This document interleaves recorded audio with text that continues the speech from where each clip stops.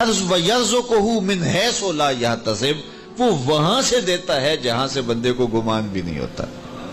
تو توکل اللہ پر قائم کیجئے گا، کاروبار ضرور کیجئے گا۔ توکل یہ ہے کہ آپ وہ کام ضرور کریں لیکن کہیں کہ یہ میرے کام کا نتیجہ نہیں مجھے مل رہا، یہ میرے اللہ کا فضل مجھے مل رہا ہے۔ تو پھر دیکھنا کہ اللہ تعالیٰ کیسے راستے کھولتا ہے۔ تو جب انسان اللہ کے فضل پر توکل قائم کر لیتا ہے تو پھر کام کاج ضرور کرتا ہے لیکن اس کی زندگی کی جو ٹینشن ہے وہ ختم ہو جاتی ہے۔ بندہ کہتا ہے کہ یہ ہے تو میں کرتا ہوں، تو یہ نہیں ہوگا تو یہ نہیں ہوگا، بس وہ جتنا کر سکتا ہے وہ کرے، باقی چھوڑ دے اس پہ، تو پھر وہ خزانہ غیب سے نصیب فرمائے گا۔ اچھا، حضور علیہ السلام نے ایک اور چیز ارشاد فرمائی، بلکہ اپنی امت کے لیے دعا دی، اللہم بارک لامتی فی بکورہا، اے اللہ میری امت کے لیے صبحوں میں برکتیں ڈال دے۔ جو کام صبح کیے جاتے ہیں ان کاموں میں بڑی برکت ہے۔ جو کام جو ہے وہ دیر سے کیے جاتے ہیں، رات کو کیے جاتے ہیں، دوپہر کے بعد کیے جاتے ہیں، ان میں وہ برکات نہیں رکھی گئی جو حضور کی دعا سے صبح کے کاموں میں برکت رکھی گئی ہے۔ تو اس لیے آپ اپنے کام کاج میں جو ہے وہ صبح کو اس کا آغاز کیجئے، پھر دیکھنا کہ برکتوں کے قافلے کیسے اترتے ہیں، اس لیے کہ میرے حضور کی دعا کبھی مسترد نہیں ہوتی۔ اجابت کا صحرا، عنایت کا جوڑا، دلہن بن کے نکلی دعائے محمد صلی اللہ علیہ وسلم۔ اللہم بارک لامتی فی بکورہا، اے اللہ میری امت کی صبحوں میں برکتیں ڈال دے۔ تو جو کام صبح کے وقت کیے جاتے ہیں اس میں برکت رکھی گئی ہے۔ اگر آپ چاہتے ہیں کہ ہم آسودگی حاصل کریں تو پھر اپنے کاموں کا آغاز صبح سے کیجئے۔ اللہ اکبر، اس کی برکات آپ کو نصیب ہوگی۔ اور ایک اور بات ارشاد فرمایا کہ جو چاہتا ہے کہ اس کی عمر میں برکت ہو اور اس کے رزق میں برکت ہو، دو چیزیں جو چاہتا ہے، جو یہ چاہے کہ اس کے رزق میں اور اس کی عمر میں برکت ہو، اور یہ ہر بندہ چاہتا ہے، تو میرے حضور نے فرمایا کہ وہ اپنے رشتہ داروں کے ساتھ سلوک اچھا کرے، صلہ رحمی کرے۔ بعض اوقات ہوتا ہے کہ وہ رشتہ داروں کا رویہ اچھا نہیں ہوتا۔ میں آپ کو بتاؤں کہ سب سے بہتر صدقہ کون سا ہے؟ سب سے بہتر صدقہ وہ ہے جو ناراض مفلس رشتہ دار کو دیا جائے، سب سے افضل صدقہ، چونکہ اس میں نفس شامل نہیں ہوگا۔ بندہ کہے گا آپ شریکوں کو دیں، یہ پہلے ہمارے مخالف اور کھڑے ہو جائیں گے، لیکن وہ کسی وجہ سے وہ ہو مجبور گئے، مفلس ہو گئے۔ تو جو مفلس مجبور ناراض رشتہ داروں کو صدقہ دیا جائے، اس میں نفس درمیان میں کھڑا نہیں ہوتا، تو وہ صدقہ اللہ کو بڑا محبوب ہے اور وہ سیدھا سیدھا قبول ہوتا ہے۔ تو جو یہ چاہے کہ میری عمر زیادہ ہو اور میرے رزق میں برکتیں ہوں، تو میرے حضور نے ارشاد فرمایا کہ وہ کیا کرے، وہ اپنے رشتہ داروں کے ساتھ اچھا سلوک کرے۔ صلہ رحمی کی تلقین کی گئی، اس سے آسودگی بھی نصیب ہوتی ہے اور یہ ایک اچھے معاشرے کی تشکیل کی ضمانت بھی ہے، اور اس سے رزق اور عمر میں برکتیں بھی نصیب ہوتی ہیں۔ اچھے اور صالح رزق کے لیے میں نے کل بھی ایک روایت آپ کے سامنے پیش کی تھی، وہ بھی علماء نے لکھی کہ دو بھائی تھے، ایک کام کاج کرتا تھا، دوسرا حضور کے پاس بیٹھا رہتا تھا۔ تو اس نے آ کے شکایت کی کہ حضور یہ میرا بھائی ہے، یہ میرے ساتھ کوئی مدد ہی نہیں کرتا، یہ آپ کے پاس ہی بیٹھا رہتا ہے۔ تو حضور نے فرمایا کہ شاید اللہ اس کے صدقے سے تجھے رزق دیتا ہو۔ تو جو دین کے لیے بھائی لگ جائیں، رشتہ داروں میں، اعزاء و اقربا میں، یا ویسے ہی طلباء کے لیے آپ اگر شامل ہو جائیں تو پھر وہ آپ کے کاروبار میں، رزق میں برکت کا سبب و ذریعہ ہو جائے گا۔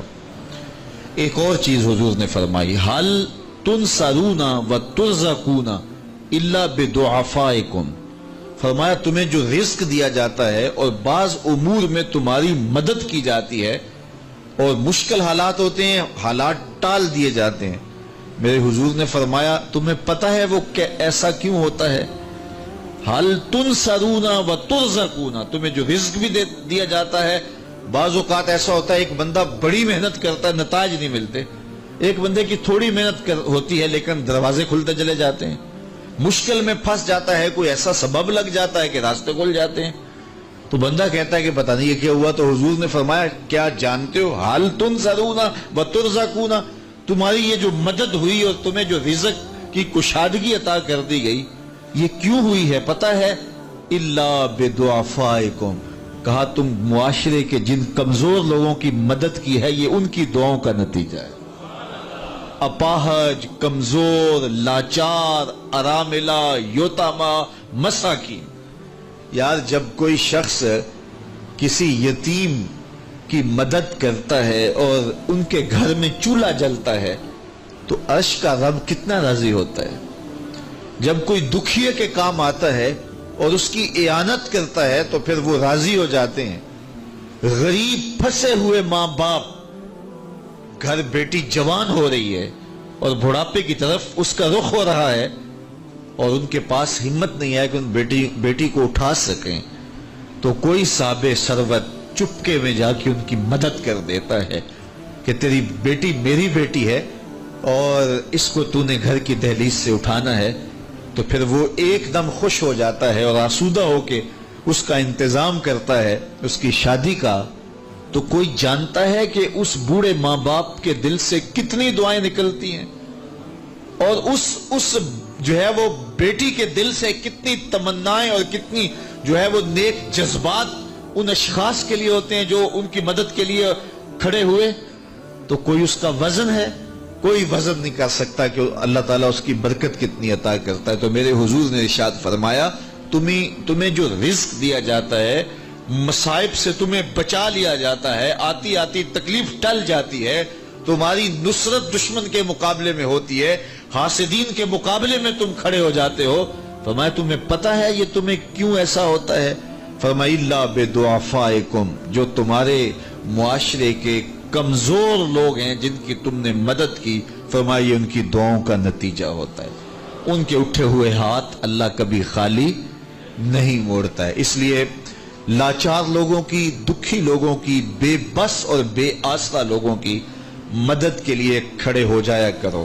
وہ کسی نے کہا تھا کہ بڑوں کی بڑی بڑی خدمتوں سے وہ سکون نہیں ملتا جو چھوٹے چھوٹے لوگوں کی چھوٹی چھوٹی خدمتوں سے مل جاتا ہے. بڑوں کی بڑی خدمتیں بھی کریں تو وہ راضی نہیں ہوتے، لیکن چھوٹوں کی چھوٹی چھوٹی خدمتیں، یار غریب کو تو پیار سے کھڑا کر کے اس کے پشت پہ شفقت کا ہاتھ پھیر دیں تو وہ سارا دن خوشی سے گزار دیتا ہے کہ آج جو ہے وہ فلاں صاحب نے مجھے تکریم دی ہے، مجھے عزت دی ہے. تو میرے حضور نے فرمایا کہ تمہاری جو مدد ہوتی ہے اور رزق دیا جاتا ہے یہ تمہارے کمزوروں کی وجہ سے اللہ تعالیٰ تمہارے اوپر کرم فرماتا ہے. اچھا، ایک اور ذریعہ رزق کے اضافے کا حضرت عبداللہ ابن مسعود رضی اللہ تعالی عنہ کی مرویات سے. یہ حضرت عبداللہ ابن مسعود جلیل القدر صحابی ہیں. ان کے ہاں بیٹیاں ہی بیٹیاں تھیں. اچھا، جب ان کا آخری وقت آیا اور یہ بڑے سخت بیمار ہو گئے تو نزع کی سی کیفیت طاری ہو گئی تو حضرت عثمان غنی رضی اللہ تعالیٰ عنہ ان کا حال پوچھنے آئے. تو جب حال پوچھا، بیٹھے، گفتگو ہوئی، واپس چلنے لگے تو حضرت عثمان غنی نے اشرفیوں کی 2 تھیلیاں نکال کے حضرت عبداللہ ابن مسعود کو پیش کی. تو انہوں نے کہا کہ مجھے تو اس کی ضرورت نہیں ہے، میں تو اس دنیا سے جا رہا ہوں، تو یہ مجھے کیوں دے رہے ہیں؟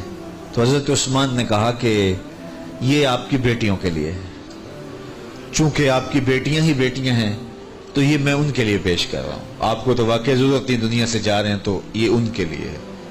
تو حضرت عبداللہ ابن مسعود نے پھر تھیلیاں موڑتے ہوئے کہا کہ میری بیٹیوں کو اس کی ضرورت نہیں ہے، اس لیے کہ میرے حضور نے فرمایا تھا کہ جس کے پاس سورہ واقعہ ہو اس کو غربت تنگ نہیں کر سکتی. تو میری بیٹیاں رات کو سونے سے قبل 1 مرتبہ سورہ واقعہ ضرور پڑھتی ہیں، اس لیے تم میری بیٹیوں کے بارے پریشان نہیں ہونا، اللہ کے فضل سے انہیں غربت تنگ نہیں کرے گی، ان کے پاس سورہ واقعہ جو موجود ہے. تو یہ کسی ایسے ضرورت مند کو دو جس کے پاس سورہ واقعہ نہیں ہے. تو سورہ واقعہ کی تلاوت یقیناً رزق کی فراوانیاں اور رزق کی برکتیں حاصل کرنے کا ایک ذریعہ ہے، اور دروازے کھل جاتے ہیں اگر سورہ واقعہ کی تلاوت تسلسل کے ساتھ کی جائے۔ اس لیے اپنے معمولات میں سورہ واقعہ کو شامل کر لیجئے گا، اس کی برکات سے انشاءاللہ رزق کی فراوانیاں نصیب ہوتی ہیں۔ ایک اور ذریعہ رزق کا، اور یہ بہت آسان، شکا رجل الی رسول اللہ دیک المعیشۃ والفقر، حضرت سہل بن سعد الساعدی رضی اللہ تعالی عنہ کی مرویات سے ہے۔ ایک شخص حضور کی خدمت میں حاضر ہوا اور اس نے کہا میں کثیر العیال ہوں، ذرائع آمدن بہت تھوڑے ہیں، میرے لیے کچھ ارشاد فرمائیے۔ بچے زیادہ ہیں، ذرائع آمدنی تھوڑے ہیں، تو میں مفلوق الحال ہوں۔ تو اس نے اپنے فقر کا، اپنی غربت کا حضور کے سامنے قضیہ رکھا۔ شکا رجل الی رسول اللہ دیک المعیشۃ والفقر۔ آقا کریم نے اس کو جو وظیفہ بتایا وہ بالکل آسان ہے، آپ سب کو پہلے یاد ہے، لیکن اس پہ عمل کرنے شروع۔ قال اذا دخلت الدار فسلم علی، کہا جب گھر جائے تو گھر میں داخل ہونے لگے تو گھر والوں کو السلام علیکم کہہ دیا کرو۔ یہ وظیفہ شروع کر لو کہ جب بھی گھر جاؤ السلام علیکم۔ اس کے بعد ایک مرتبہ سورہ اخلاص پڑھ دیا کرو، قل هو اللہ احد۔ یہ وظیفہ فرمایا تم نے شروع کر دینا ہے، جب بھی گھر جاؤ السلام علیکم یہ کہہ کے داخل ہو، پھر اس کے بعد قل هو اللہ احد ایک مرتبہ سورہ اخلاص پڑھ دیا کرو۔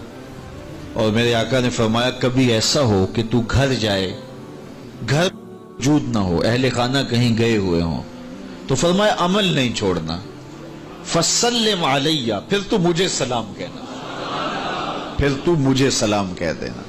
وہ صحابی فرماتے ہیں کہ میں نے یہ عمل شروع کر لیا، جب گھر جاتا السلام علیکم، اس کے بعد سورہ اخلاص پڑھ دیتا، بیٹھنے سے پہلے پہلے یہ کام کرتا۔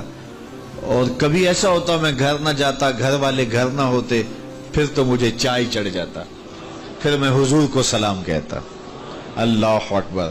حضرت ملا علی قاری نے شرح شفا میں لکھا ہے، جو حضرت قاضی ایاز مالکی اندلسی علیہ رحمہ نے لکھا ہے شفا میں، کہ جب گھروں کو جاؤ تو حضور کو سلام کرو، تو اس کی شرح میں لکھتے ہیں حضور کو سلام کیوں کرو، تو وہ کہتے ہیں لِأَنَّ رُوحَهُ علیہ السلام موجود فی بیوت المسلمین، اس لیے کہ حضور کی روح کا فیضان مومنین کے گھر میں موجود ہوتا ہے۔ اللہ اکبر۔ اس لیے حضور کو سلام کرو۔ وہ کہتا ہے جب کوئی نہ ہوتا میں حضور کو سلام کرتا۔ وہ اپنے نام لیواؤں کو تنہا چھوڑتے کب ہیں، جہاں ہم دم نہ ہو کوئی وہاں سرکار ہوتے ہیں۔ تو کہا اس کے بعد سورہ اخلاص پڑھ دیتا۔ یہی میرا عمل رہا۔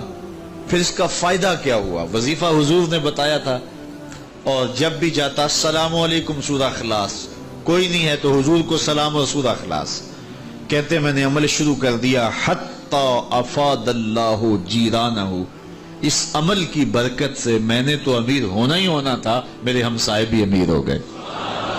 ایسی برکتیں، ایسی رحمتیں اتری کہ میرے ہمسایوں کے ہاں بھی فراوانیوں اور برکتوں کا نزول ہونے لگا۔